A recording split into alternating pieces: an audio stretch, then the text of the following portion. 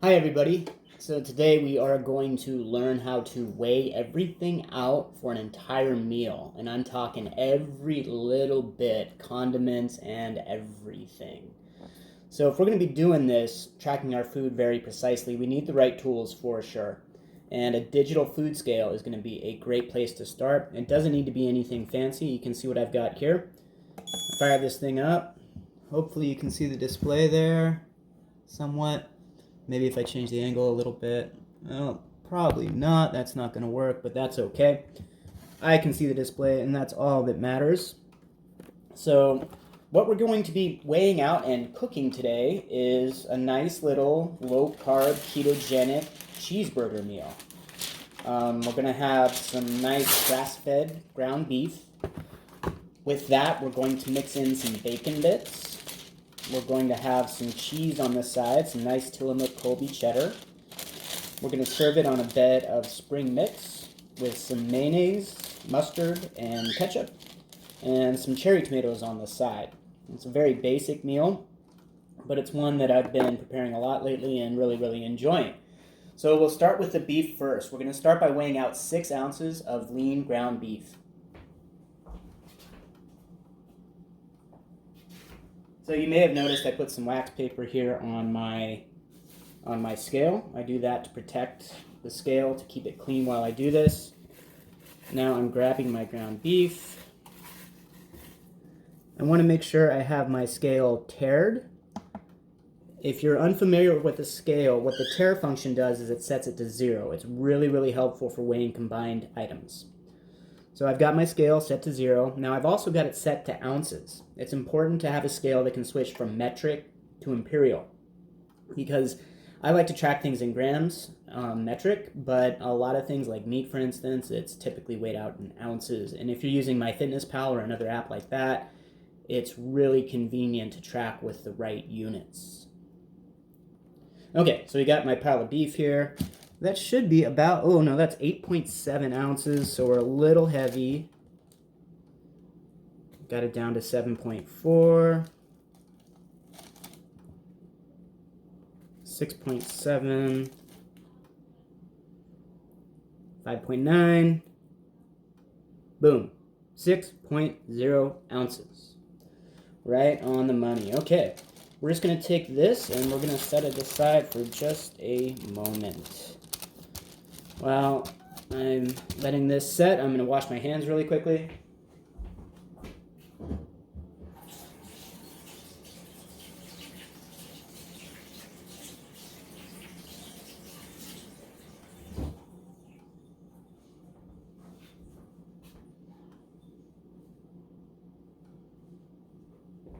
Alright, we're going to get this ground beef out of here. Got a paper towel on the scale. And now we're going to weigh out the bacon bits.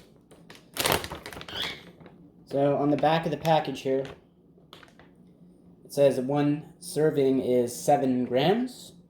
I want to weigh out 2 servings. So I got to switch the unit on my scale. There we go. We got the unit set to grams. And now I'm just going to pile on my bacon. That's 7 grams, halfway there.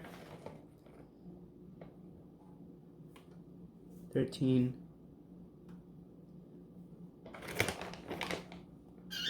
14.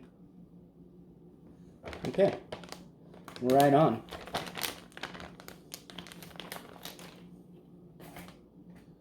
So now we are going to incorporate the bacon into the ground beef.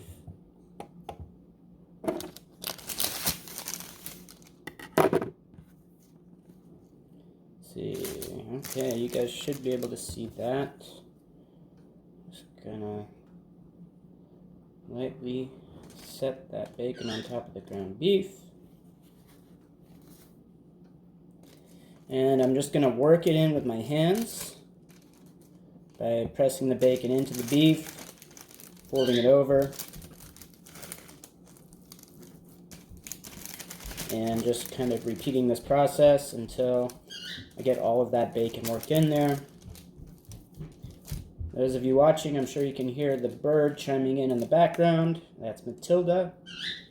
Thanks, Matilda. She's helping us cook. Matilda is a big fan of beef, by the way. All right. So you can see we're starting to get something that resembles a nice burger patty there.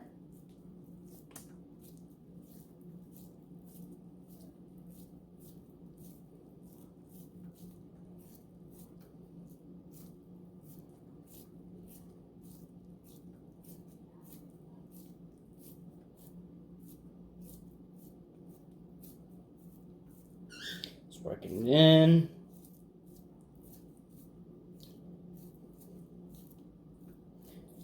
I never rush forming a burger patty. It cooks much nicer if you take your time. Okay guys, so there it is. We got 6 ounces of ground beef and 2 servings of bacon bits worked in there. So if we wanted to, right now we could just throw this on the grill, but I'm going to finish weighing out the rest of my ingredients. So I'm going to wash my hands really quickly.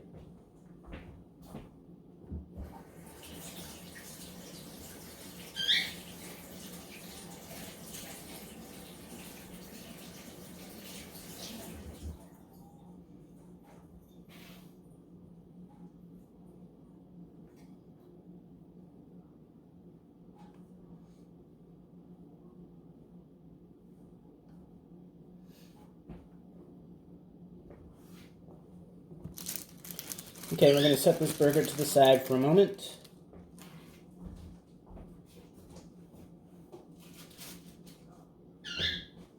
And the next thing we are going to weigh out is our cheese. So we got our Tillamook Colby cheddar. It's really good cheese. We put our paper towel back on our scale.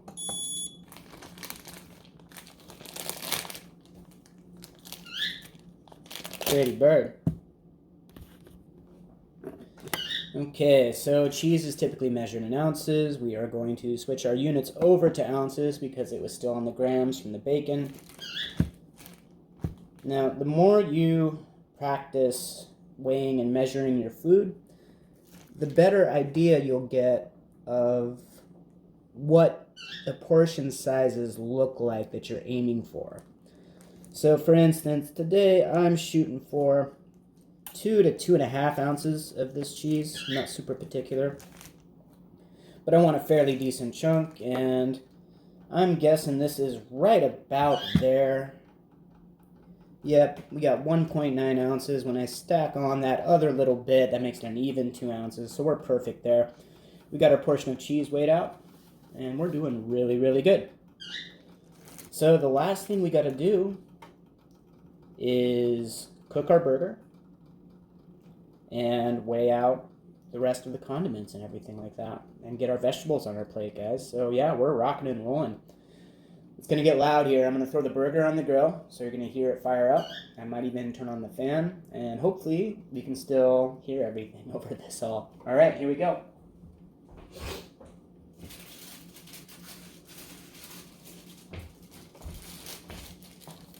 Burger is going on the grill.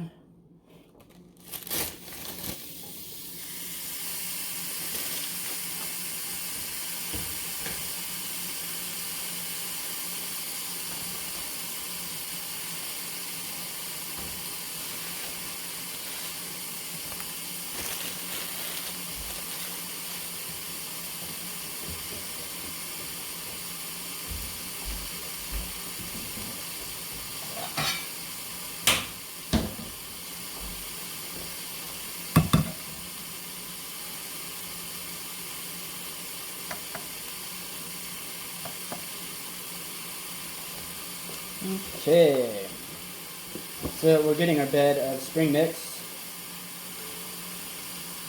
There we go, that looks good. I'm just going to put my mayonnaise right on top of that.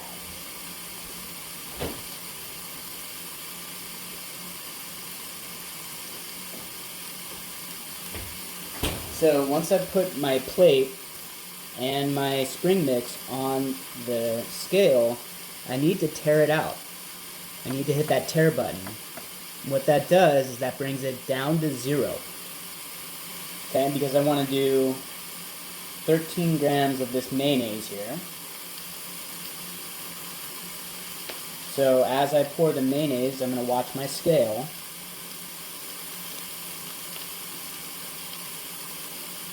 Eleven, 12, 13, 14. Okay, we got a little bit over there. We were shooting for 13, but 14 grams is okay. We're right in the neighborhood. So we've got that all set. After the burger cooks, we are going to top the ketchup. Like I said earlier, this is a ketogenic meal, so we're trying to keep those carbs pretty low.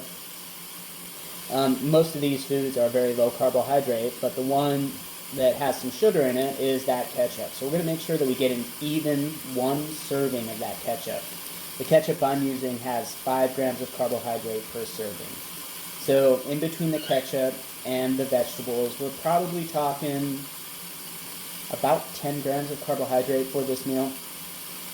A little bit high for keto stuff. You could easily leave the ketchup out if you want. I'm just doing that because I really enjoy the taste of it on the ground beef. But you could totally work this meal in with the rest of your ketogenic meals. If you have breakfast and lunch that are a little bit lower carb, most people shoot for 20 or 25 grams of carbs per day. So for a meal like this, spending 5 or 10 grams of those carbs, it's well worth it. It's a very filling and tasty meal. So we're going to check on the burger. We're using the George Foreman grill. I promise I don't work for George Foreman, but if he wants to send me a free grill, I would certainly endorse it. These things are just handy, these little George Foreman grills. They do a great job on a burger, and then they're quick.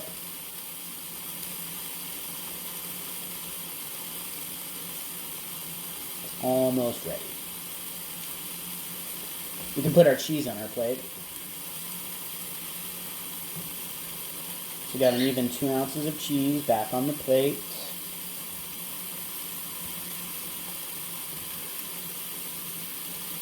We're going to do just a handful of these cherry tomatoes. So again, for ketogenic diet, cherry tomatoes aren't really a classic keto choice, but for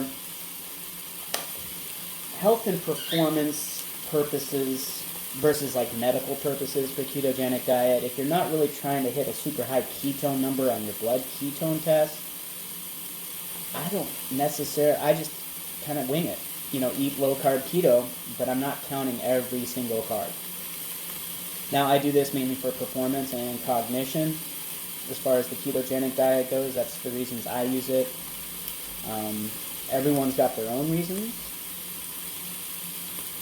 For weight loss, you might need to track carbs a little bit more closely, but I guarantee if you're structuring your meals like this, with a focus on protein and fat, and then plants for your carbs, you will lose body fat if that is your goal.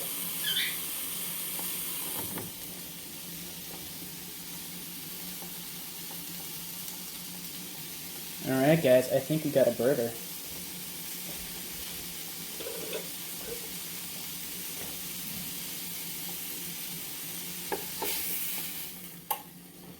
There she blows. Gonna make sure to clean off that grill really quick.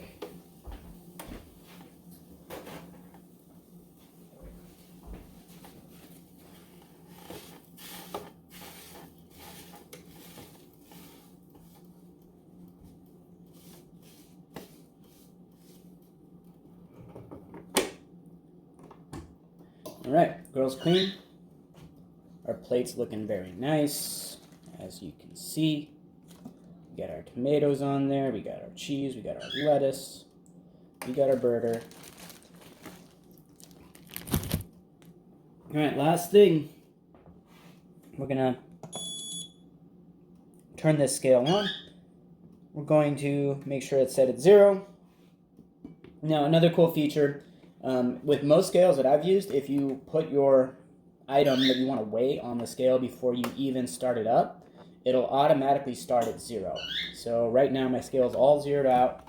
I'm looking to add 17 grams of ketchup. It's actually a pretty good amount. I don't know if I'll even use the full 17 grams. 4, 5, 6, I'm just watching my scale, 8, 9, 10. 17 on the money.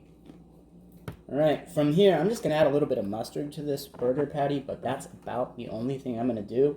This is looking pretty good, and I'm getting pretty hungry, so I'm going to dig into this.